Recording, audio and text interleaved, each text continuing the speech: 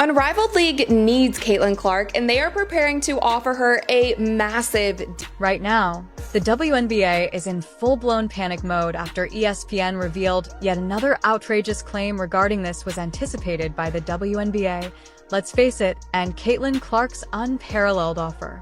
The sole shining light who has been propelling the WNBA to new heights is Caitlin Clark, but what did she receive in return?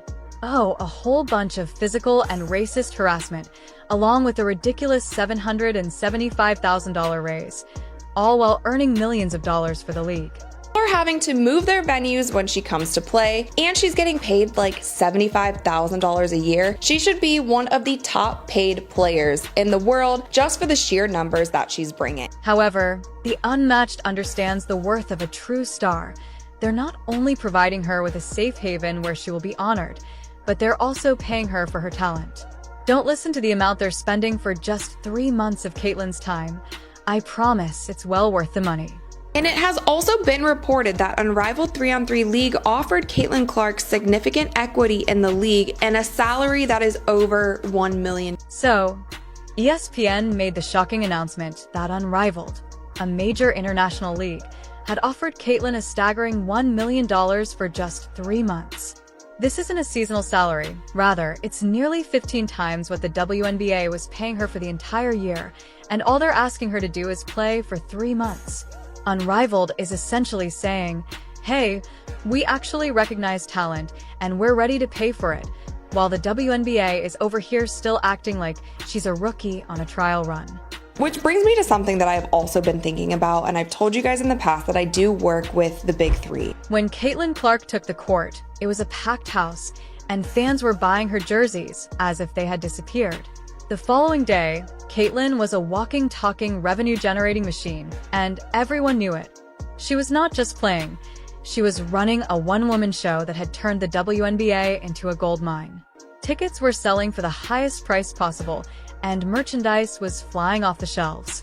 It has been so clear for so many people the Caitlin Clark effect that she has had on the WNBA this season. We have talked about it so much on this channel. She has raised overall viewers. But here's the worst part. Despite all the money she was earning, her actual annual salary was a ridiculous $70,000. Yes, you read correctly.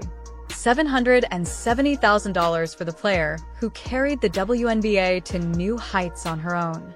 They gave her what hardly qualifies as lunch money in pro sports, and the league was making money left and right because of her, while Caitlin herself was earning less than some mascots. This wasn't just about selling tickets.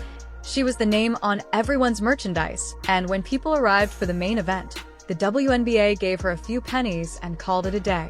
But when you're making such a buzz about all of these other players who are joining and you're just not saying anything about Caitlin, or you're not putting aside whatever millions of dollars need to be had to get her into your league, I feel like it was a missed opportunity. Furthermore, she was receiving criticism for her skin tone off the court as well. That's correct. The WNBA had her play in what felt like a battlefield, and rather than standing by their biggest star, they abandoned her. Meanwhile, Unrivaled is not only promising safety, but also establishing the rule that they won't tolerate any of that bullshit whatsoever. The WNBA was supposed to be Caitlin Clark's big break, her grand stage to showcase her magic to a national audience, but instead it turned into a battlefield. After just 1 season, Caitlin went from being the league's hottest new prospect to a full-on target taking hit after hit. We're not just talking rough play here. This was practically a brawl, and it seemed almost personal from the very first game. Her opponents seemed determined to stop her in any way they could, knowing full well they'd probably get away with it. List goes on, but there have been so many players, coaches, media personality who have been so afraid to just admit the fact that Caitlin Clark has been the sole reason for so many of these things happening this season in the Let's talk about the incident that everyone remembers. Angel Reese did, in fact, go straight for Caitlin's head during one of the season's most heated games. There was no subtlety or holding back.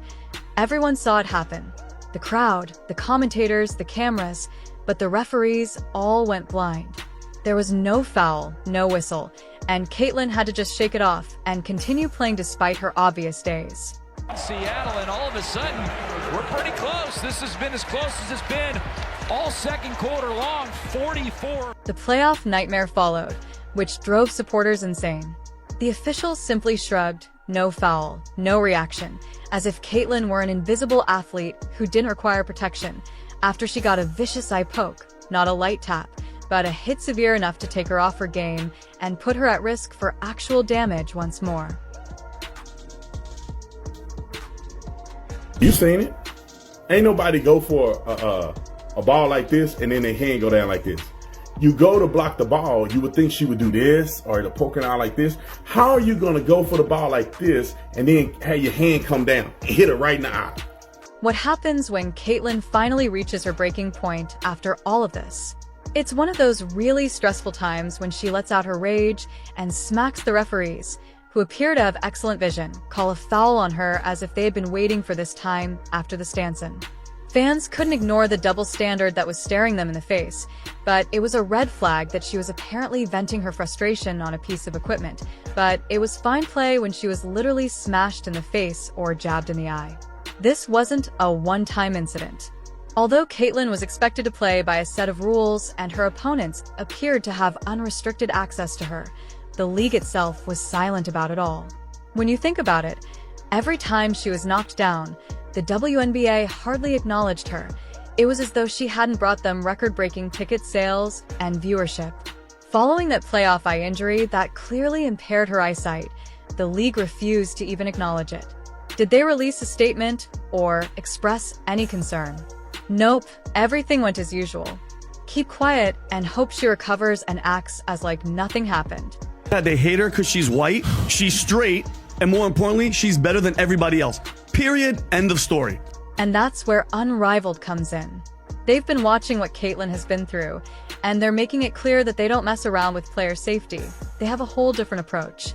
They have rules that protect players instead of letting them get beat up with no consequences. If a player gets hurt, they don't just send in a trainer. If it's serious, they have real proactive medical support ready to go the minute anything happens. We're talking about immediate, top-level care, not a haphazard attempt to bandage them and hope for the best. It will be interesting to see how well this league does, how much these women get paid, if there are any significant injuries. But the WNBA is likely unfamiliar with the idea of considering what occurs following an injury, which sets it apart. After taking hit after hit, Caitlyn could hardly get an ice pack from them. However, with Unrivaled, they're not just about bandaging injuries. Rather than forcing players back onto the court as soon as they can stand, they're providing them with full-on post-injury support, monitoring recovery, providing treatment, and actually making sure they're ready to play safely. They want players to feel fully prepared, strong, and confident before they even consider returning to the game. The average WNBA viewership, game, 7,300 in attendance, The average Angel Reese game is 10,100, 10,200 they come to watch her. You know what the average attendance is when Caitlin Clark plays home or the road? What? 15,300, Wow. There is more to it than just the physical mistreatment. In her first season, Caitlyn was drawing an average of 15,000 fans per game, which is not only impressive, but also record-breaking when compared to the league's average of 7,300 fans per game the previous season. It's evident that Caitlyn was above and beyond. Instead of just filling seats, she was igniting a frenzy. Those 15,000 fans weren't just sitting quietly. They were loud, devoted, and all in. They came to cheer, chant, and wave signs bearing her name, and they didn't leave empty-handed either. Fans were purchasing her jerseys more quickly than stores could replenish their inventory, snatching up whatever Caitlyn merchandise they could find. They hate her because she's white, she's straight, and more importantly, she's better than everybody else. Period. End of story. While Caitlyn was setting records, Angel and Alyssa had a different perspective. Rather than recognizing the enormous boost Caitlyn was giving the league, they made accusations against the new diverse wave of fans she was bringing, calling them racist. Yes, some of the league's own players were accusing Caitlyn's fans of bigotry. It wasn't about Caitlyn's skill or her game-changing influence on the league. Rather, it was about portraying her fans as outsiders who didn't belong. The Unrivaled is the league where players are praised for their talent, So the offer is going to cause serious panic in the WNBA.